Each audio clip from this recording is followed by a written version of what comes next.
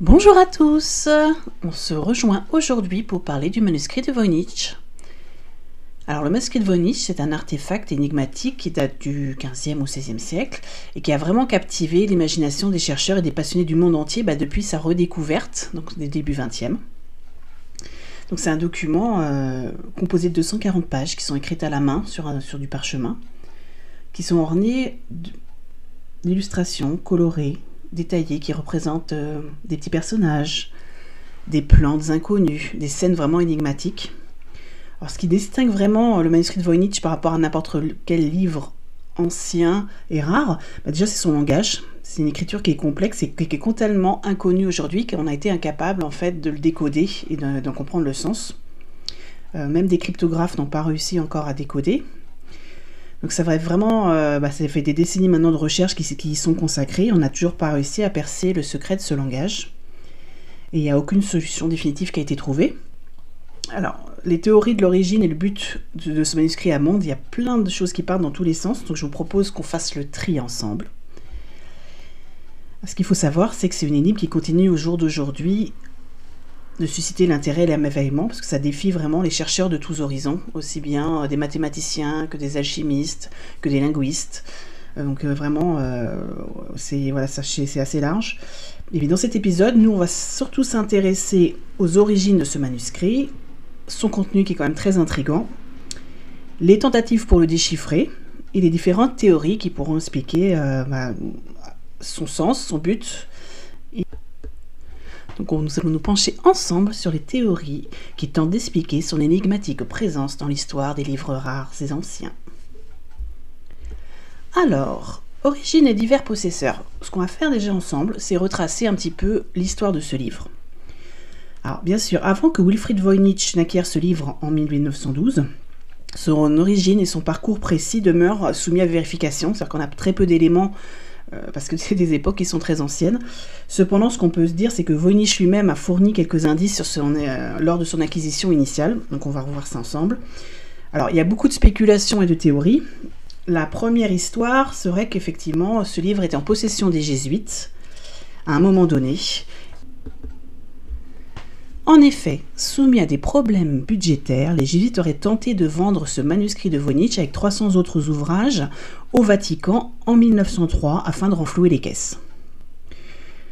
9 ans après, l'affaire n'étant toujours pas conclue et les sous se faisant attendre, ils auraient contacté Voynich, qui était un célèbre libraire et collectionneur d'art, et lui auraient permis de parcourir le stock et d'en choisir certains. C'est dans ce cadre que Voynich dit avoir trouvé ce manuscrit. Il dit même effectivement avoir des preuves que ce manuscrit venait des jésuites. Alors cependant, comme c'est une preuve qui est controversée, puisqu'il n'y a rien dans les archives même des jésuites, il n'y a aucune source historique qui permet de retracer ce livre à un moment dans le stock jésuite. Alors c'est compliqué parce qu'on est à des époques très très lointaines. Je rappelle que c'est un livre qui était sans doute écrit entre le 15e et le 16e siècle, donc il n'y avait pas une comptabilité stricte.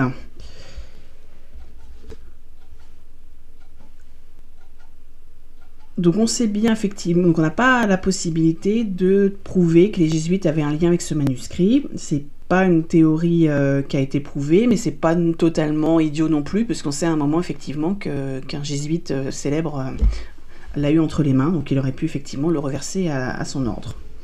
Alors ce qu'on va voir ensemble, c'est quelques détails sur les possesseurs précédents.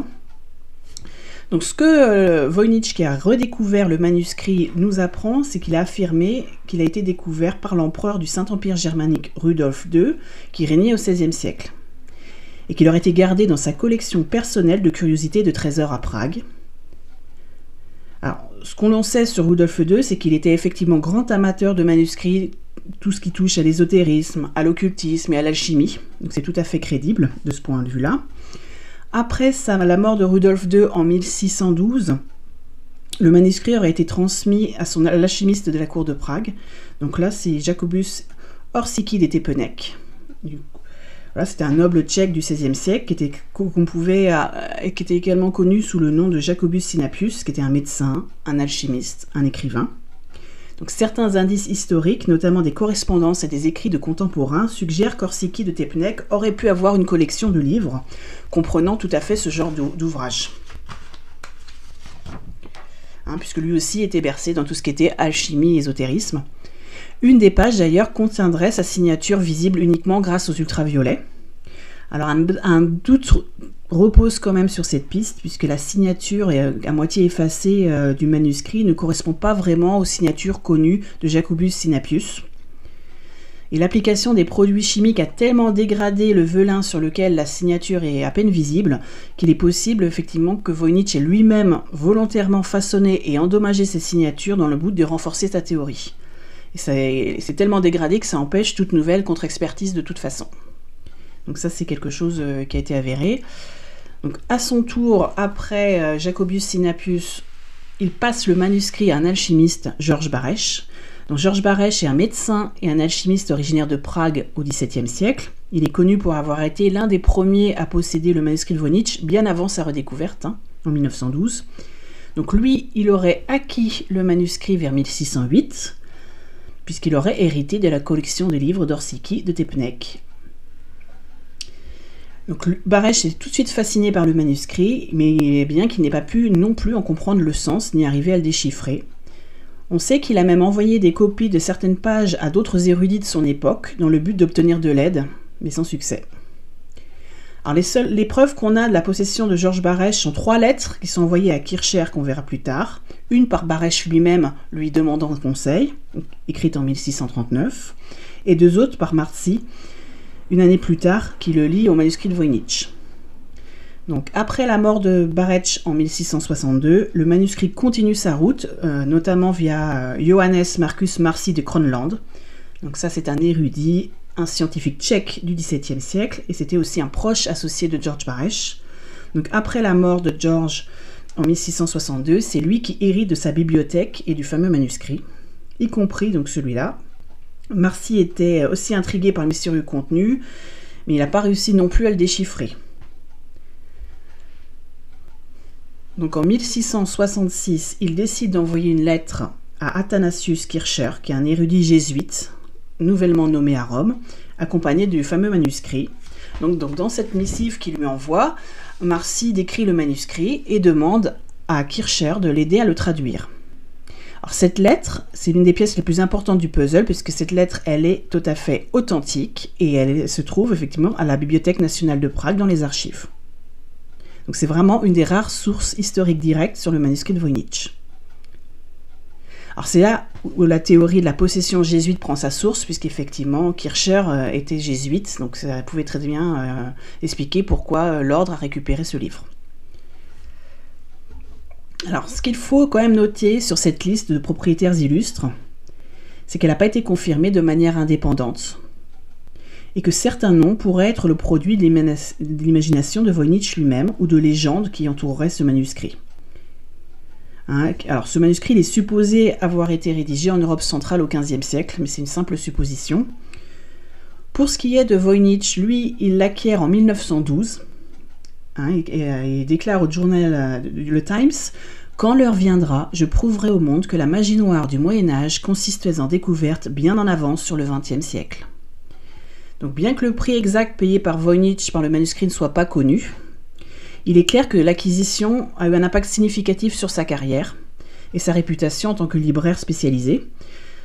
Ce manuscrit de Voynich est devenu vraiment l'une de ses pièces phares de sa collection, et ça lui a permis du coup d'avoir des articles de presse, d'être invité.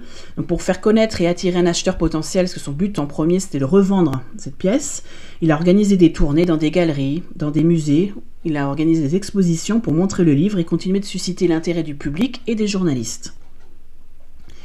Donc il a publié une brève description du manuscrit en 1921, intitulée « Un manuscrit curieux, : le livre de Roger Bacon », dans lequel il a décrit les caractéristiques physiques du manuscrit et fait allusion à ses mystères. Cependant, il n'a pas spéculé ni sur son contenu, ni sur son but dans ses descriptions. Donc c'est resté très vague, c'est resté juste une description. Alors, le truc, c'est qu'il n'a pas jamais trouvé d'acheteur, en fait, pour cette œuvre. Il décède en 1930 et son patrimoine l'a partagé clairement entre deux personnes, sa femme Ethel et sa secrétaire Anne Neal, qui reste à vivre avec son épouse.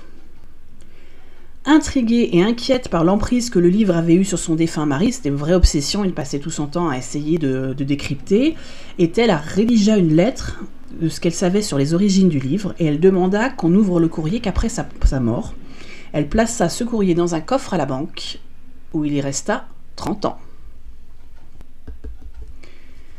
Alors, Ethel décéda en 1960 et Anne Neal, la secrétaire, hérita du manuscrit, en plus de tout le reste d'ailleurs, et le tenta à le vendre à son tour à H.P. Krause en 1961. Alors, Krause était réputé pour sa connaissance encyclopédique des livres, c'était du coup un libraire, et sa capacité à trouver des trésors rares pour ses clients.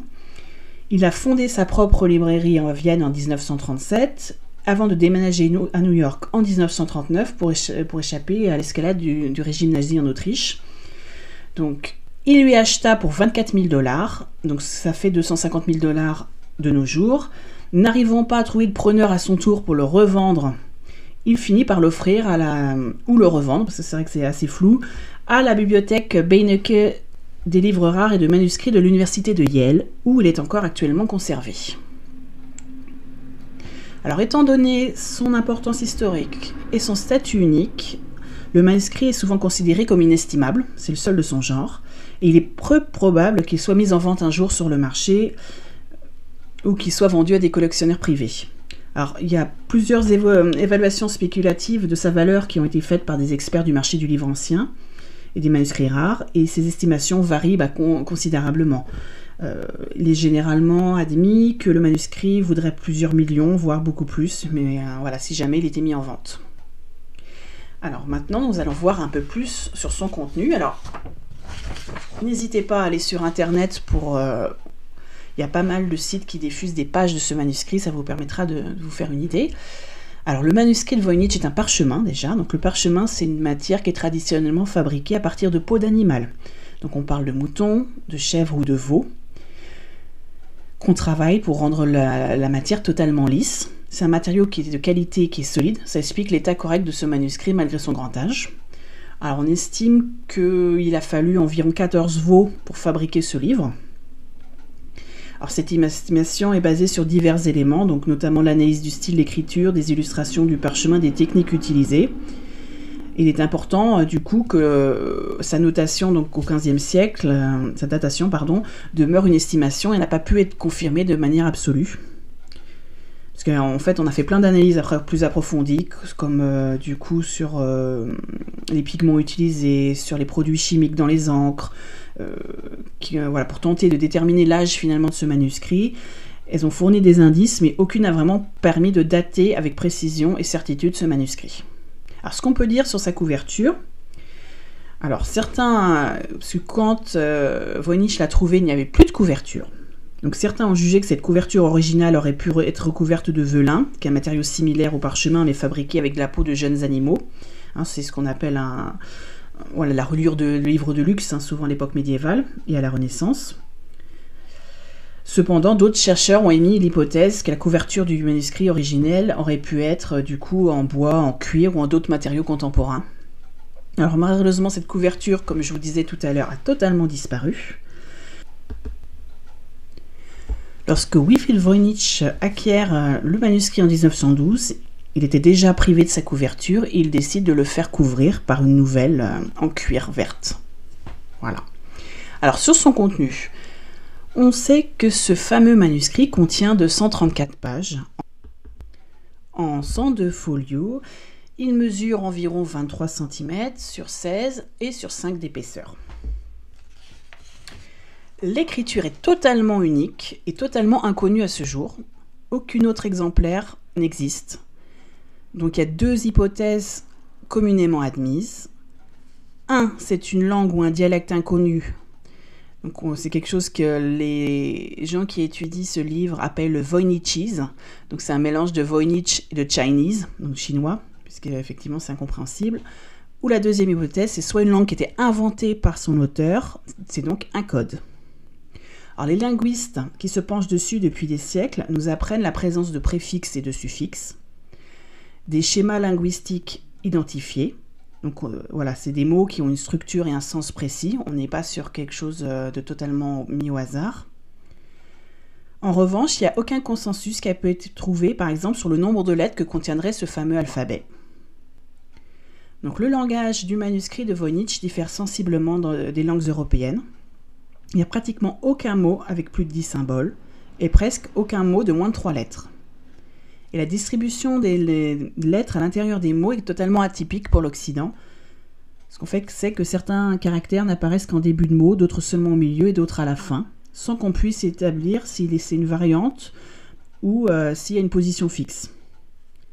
Du côté des cryptologues, la cryptologie, c'est l'étude des techniques de chiffrement et de déchiffrement des données. Donc ces cryptologues travaillent à la fois sur la conception des systèmes de cryptographie sécurisés et sur le décryptage des messages cryptés. Voilà. Donc même en faisant appel à ces spécialistes en mathématiques médiévales, en sciences, en chimie ou en médecine médiévale, personne n'a pu réussir à le déchiffrer. Donc les pages sont remplies de textes écrits dans cette langue inconnue, accompagnés d'illustrations colorées, présentant des plantes, des constellations, des figures humaines, des objets astrologiques dans des scènes qui sont plutôt énigmatiques. Alors, vous pouvez jeter un coup d'œil, c'est franchement fascinant. Et le manuscrit contient 6 sections différentes qui sont identifiées plutôt grâce aux illustrations qu'elles contiennent. Donc la première, c'est la section botanique, ça représente 1/3 des pages du manuscrit au total. Ce sont des illustrations qui nous montrent des plantes, des herbes. Mais le problème, c'est qu'il n'y a pas une seule plante qu'on a pu identifier et reconnaître grâce au dessin. Leurs représentations sont parfois fantastiques, voire étranges. Et aucune ne ressemble à des plantes que l'on connaît actuellement, même à celles qui étaient utilisées à l'époque médiévale. La deuxième section, c'est la section astronomie. Donc là, on contient des références à des signes du zodiaque que l'on connaît, poisson, taureau ou un archer, par exemple, pour le Sagittaire. Et ça évoque aussi des phénomènes célestes. Les illustrations sont souvent accompagnées de symboles et de textes qui semblent décrire des observations astronomiques ou astrologiques. Le problème, c'est que la Lune, le Soleil et les étoiles ne font référence à des constellations qui ne sont pas du tout connues et qui n'ont aucune position connue dans le ciel. Donc on n'arrive pas non plus à les reconnaître. La troisième section, c'est la section biologique. Donc elle est remplie de figures féminines et beaucoup de tubes verts, donc de couleur verte. En plus des plantes, cette section comprend des dessins d'êtres vivants et de certains animaux et de créatures fantastiques. Certains dessins semblent représenter des scènes de la vie quotidienne, alors que d'autres restent très énigmatiques, on a du mal à en saisir le sens. Ce qu'on sait, c'est que certaines scènes ressemblent à des illustrations alchimiques. Certains pensent donc que c'est un livre d'alchimie codé. La quatrième section, c'est la section de cosmologie. Donc là, c'est une qui contient des illustrations et des textes qui semblent décrire des phénomènes cosmologiques et des concepts ésotériques, notamment une grande double page panoramique qui s'ouvre, qui montre 9 médaillons entourés d'étoiles. La section d'après, c'est la section pharmaceutique. Donc là, certains chercheurs ont identifié une section du manuscrit qui semble contenir des illustrations et des textes liés à la médecine et à la pharmacologie. Donc ça inclut des récipients, des ustensiles médicaux et d'autres objets associés à la pratique médicale. Et elle montre une centaine de plantes, d'herbes ou de racines qui sont dans des bouteilles ou des pots qui ont des formes étranges. Et à noter que là encore, aucune plante n'a pu être reconnue d'après ces dessins. Et la dernière section, c'est une section de recettes, communément appelée. C'est essentiellement du texte, avec en marge des étoiles ou des astérix, qui semblent indiquer des plantes qui ont été listées là et qui ont été évoquées précédemment dans le livre, et dont on semble lister finalement l'utilisation. Alors, ces sections, elles ne sont pas fixes, c'est quelques-unes des catégories qui ont été généralement identifiées par les chercheurs. Cependant, comme la raison de la nature non déchiffrée du texte et de la complexité des illustrations, c'est soumis à l'interprétation et ça pourra certainement bouger si on arrive un jour à craquer le code, quoi. Alors si vous voulez vous en faire une idée plus précise, vous pouvez retrouver sur internet beaucoup de ces pages qui peuvent vous permettre de regarder un peu plus. Et je vous propose qu'on rentre ensemble dans la théorie du coup et les interprétations les plus connues. Alors la théorie 1, c'est la fraude. Donc la première, ce serait une mystification ancienne. Donc en 2003, un psychologue et linguiste britannique, Gordon Rugg, qui est professeur en département de mathématiques et d'informatique à Keele, du coup, a démontré qu'un texte comparable pourrait être produit en utilisant un tableau des préfixes radicaux et suffixes des mots qu'on pourrait utiliser avec un genre de cache. Donc c'est un principe qui est connu sous le nom de grille de Cardan, qui a été inventé vers 1550, donc on est dans la bonne époque, et qui est censé servir d'outil de chiffrement dans la correspondance diplomatique. Donc lui, il a montré qu'en utilisant cette grille, on pourrait effectivement inventer un langage qui ressemble tout à fait à Voynich. Alors même si Gordon Rugg a prouvé que le texte était un faux, il a pas prouvé, comme il n'a pas trouvé le bon code, c'est pas encore sûr à 100%, il a quand même démontré que des techniques similaires de l'époque pouvaient très bien avoir été utilisées pour produire ce texte. Alors, on note aussi que Edward Cayley et John Dee, qui sont des célèbres alchimistes, ésotérismes, occultistes du XVIe siècle, ont inventé l'Énochien, soi-disant la langue des anges, et son propre alphabet, et que Cayley prétendait pouvoir parler aux anges à travers d'un miroir en obsidienne polie. Donc leur grimoire a été vendu 600 ducats au fameux empereur Rudolf II, qui raffolait de ce genre d'artefacts. Donc c'est déjà connu que des occultistes du coup fabriquaient des faux et avaient déjà fabriqué un faux langage. Donc la deuxième possibilité, si c'est pas finalement une mystification ancienne de l'époque, ça pourrait être une tentative de fraude de Voynich lui-même. Donc si le papier est ancien, ça on le sait par la datation 14, on sait que le texte et les dessins auraient pu être rajoutés plus tard. Voynich, lui, il a acheté le livre, on le sait, il ne s'en est jamais caché dans le but de le revendre et de se faire de l'argent. Donc il aurait pu très bien orchestrer cette manœuvre pour s'enrichir et se faire connaître un maximum. Déjà parce qu'il n'avait jamais voulu dire clairement où il avait trouvé ce livre. Et qu'ensuite, après, il a passé pas mal de temps à faire des tournées et à exposer ce livre, à faire un peu la tour des popotes, quoi, la tournée des popotes. L'informaticien brésilien de l'université de l'État de Campinas au Brésil, lui, Jorge Stolfi, a souligné que certaines parties du texte et des dessins ont été retouchées, c'est-à-dire qu'on a repassé avec une encre plus foncée sur certains passages. Donc ça sème un peu le doute si le texte n'a pas été modifié. Par contre, ce qu'on peut quand même dire, c'est que le langage utilisé est quand même très complexe pour avoir été une fraude organisée. Il y a de véritables structures et une véritable organisation linguistique. Alors le ductus, c'est l'ordre et la direction sur lequel on trace les traits quand on écrit, est fluide. Donc ça veut dire que la personne qui a écrit ce manuscrit, donc le scribe, comprenait tout à fait ce qu'il écrivait à la rédaction et que c'est pas du recopiage, qu'il a fait ça dans un état totalement naturel.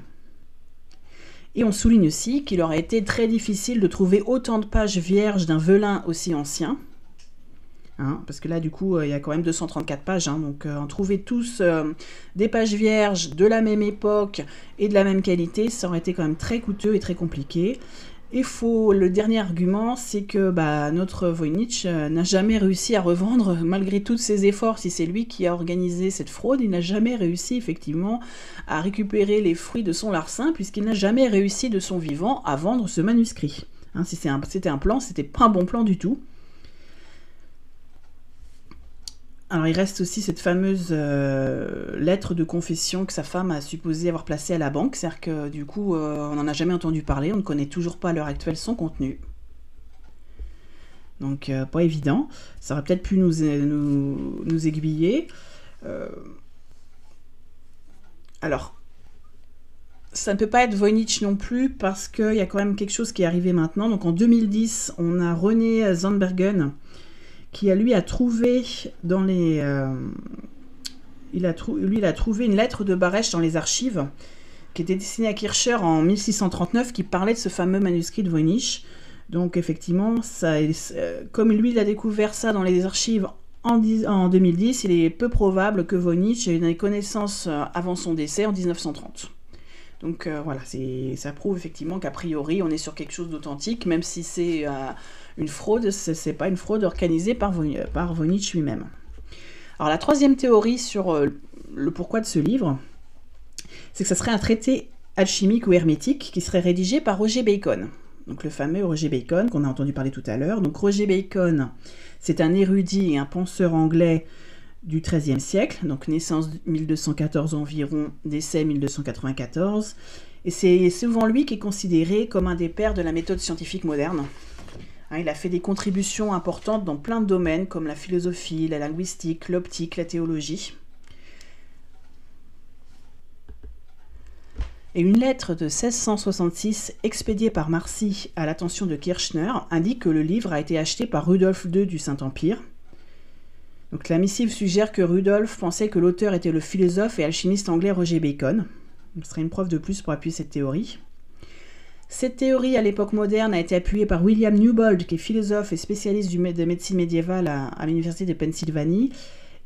Lui se vantait en 1921 d'avoir totalement décodé le manuscrit. Il a avancé une théorie selon laquelle ce manuscrit était un ouvrage cryptographique écrit par Roger Bacon. Il y croyait tellement, parce qu'il croyait effectivement qu'il y avait des indices cachés dans le texte qui prouvaient que Bacon était l'auteur de ce manuscrit et qui contenait des grands secrets scientifiques et philosophiques qui étaient révolutionnaires. Donc William Newbold, il a même participé aux expositions aux tournées du manuscrit aux côtés de Voynich. Et le manuscrit était alors surnommé le Roger Bacon Cipher Manuscript. Donc un cipher, c'est un système utilisé pour coder ou décrypter des messages afin de les rendre illisibles pour toute personne qui n'a pas la clé du déchiffrement. Donc cependant, le souci c'est que la méthode de Newbold pour interpréter les manuscrits était très controversée, était largement critiquée par d'autres chercheurs. Ses arguments reposaient sur des suppositions, des interprétations qui étaient plutôt subjectives. Il avait recours à beaucoup d'abréviations, en grec ancien notamment, des échanges de lettres, des permutations, des points obtenus en grossissant les pages au microscope, ce qui changeait le sens des lettres. Donc ça implique que Bacon aurait dû avoir à son tour un microscope lors de la rédaction de ce manuscrit. Le problème, c'est que le microscope a été inventé des siècles après le décès de Bacon, on rappelle... 1294. Ces affirmations n'ont pas été corroborées par des preuves solides à l'heure actuelle. Des experts familiers des œuvres de Bacon ont eu l'occasion d'observer ce manuscrit et rejettent catégoriquement cette hypothèse en disant que c'est pas du tout le style. Parce que le lien finalement entre Roger Bacon et le manuscrit de Voynich reste totalement spéculatif et n'est pas du tout confirmé par des preuves solides. Théorie numéro 3, il s'agirait d'un traité alchimique et hermétique, mais qui n'est pas de Bacon. Alors, certains chercheurs pensent que le manuscrit pourrait être un traité alchimique ou hermétique qui contiendrait des connaissances ésotériques sur la nature, l'univers, sans du tout que ça soit en rapport avec Roger Bacon. Alors, c'est souvent considéré comme un ouvrage hermétique en raison de ses similitudes avec les traditions hermétiques de l'alchimie, de l'astrologie et de la philosophie ésotérique. Donc, il présente d'ailleurs de nombreux éléments qui sont caractéristiques de ces traditions, notamment des symboles ésotériques. Le manuscrit est rempli de symboles ésotériques, de dessins ou de motifs qui sont mystérieux et qui semblent faire référence à des concepts alchimiques. Il y a une certaine iconographie alchimique, c'est-à-dire que certaines illustrations du manuscrit représentent des équipements ou des processus alchimiques, tels que des alambics, des cornues ou des récipients de distillation. Il y a aussi la présence de thèmes astrologiques, donc des motifs astrologiques tels que les constellations, des planètes et des signes du zodiaque sont présents dans le manuscrit, ce qui est tout à fait cohérent avec la tradition hermétique.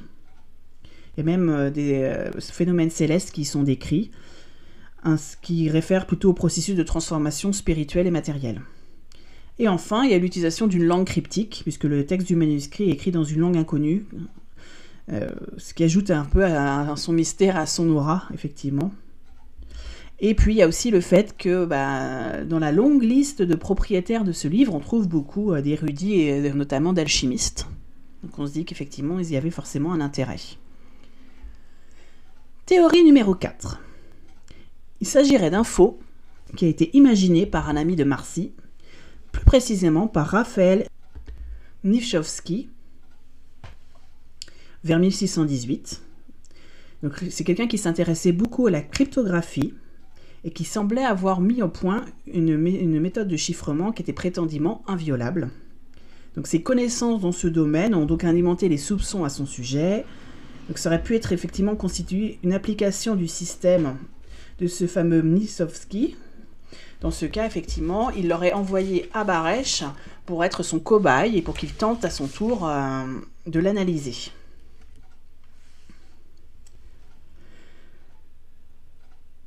Et pour, on va dire, un petit peu appuyer le fait, quand il aurait su que le livre était rendu dans les bras d'un jésuite comme Kircher, du coup, il aurait envoyé des courriers pour le motiver dans la pensée que c'était Roger Bacon qui avait écrit ce livre pour l'induire en erreur. On n'a aucune preuve concrète, du coup, pour étayer cette hypothèse.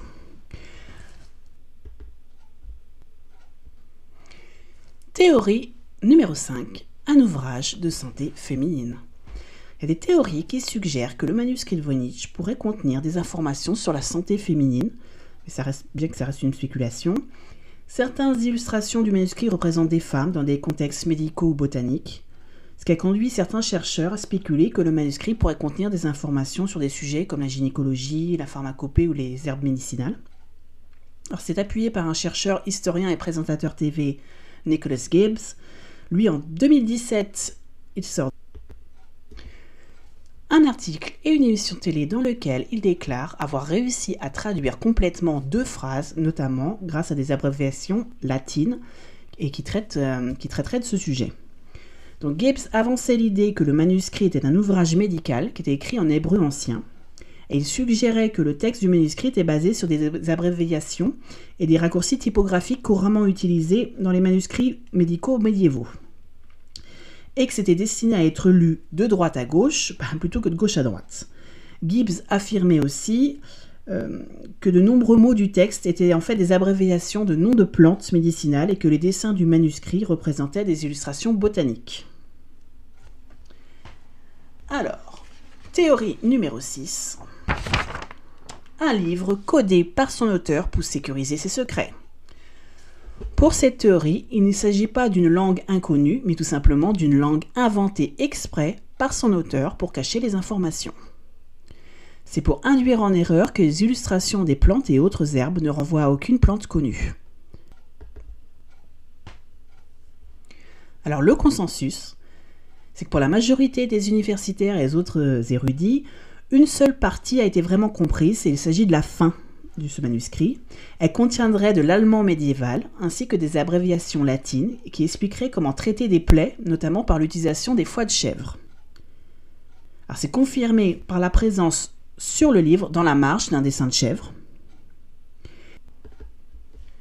Et il faut noter aussi que c'était un remède connu et qui était utilisé à l'époque, justement pour traiter les plaies. Alors, ce qu'il faut se dire, c'est que si certains mots ont réussi à être décodés dans ce passage, et qu'ils sont présents ailleurs dans le livre, on pourrait très bien réussir à décoder le reste en utilisant ces mots, pour peu que c'est la même langue au début qu'à la fin.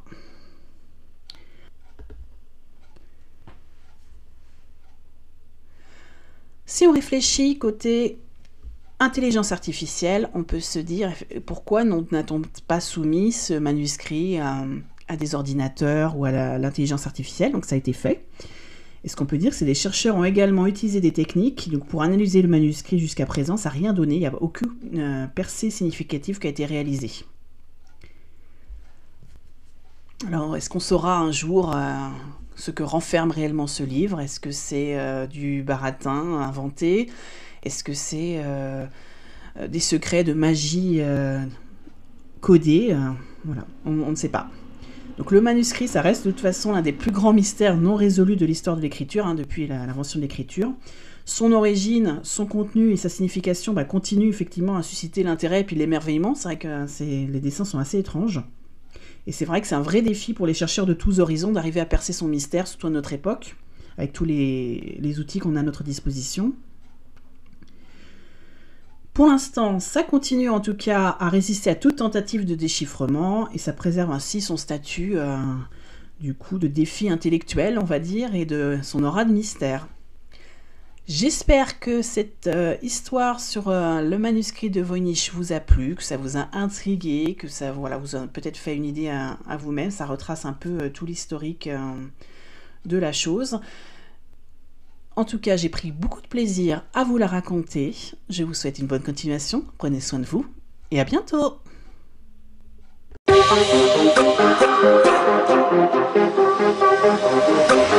Ha!